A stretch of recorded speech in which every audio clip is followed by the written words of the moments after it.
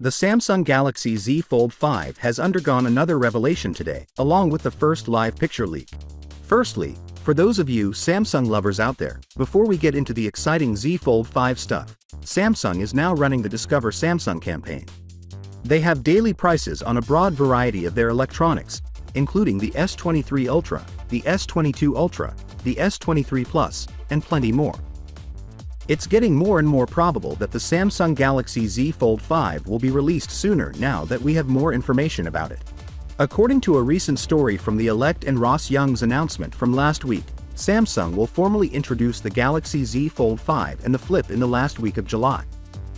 This is 3 weeks earlier than normal, and it's preferable for Samsung to launch products sooner since there is generally expected to be greater competition in the foldable market.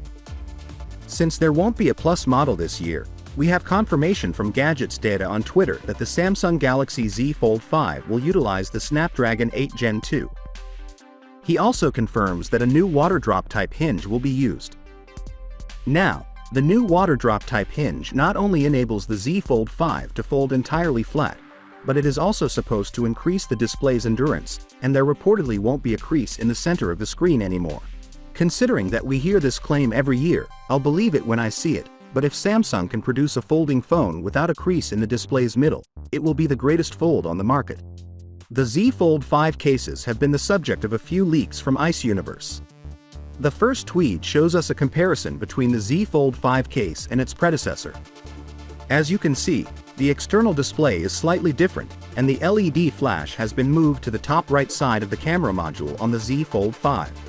This perfectly matches the renderings of the new design that OnLeaks released last week, and to be honest, considering his track record of accuracy over the last 2 years, we shouldn't need much persuading that he is right once again. Finally, what are your thoughts about it? So with that being said, let me know your thought in the comment below, and if you are new here, please subscribe. Peace out.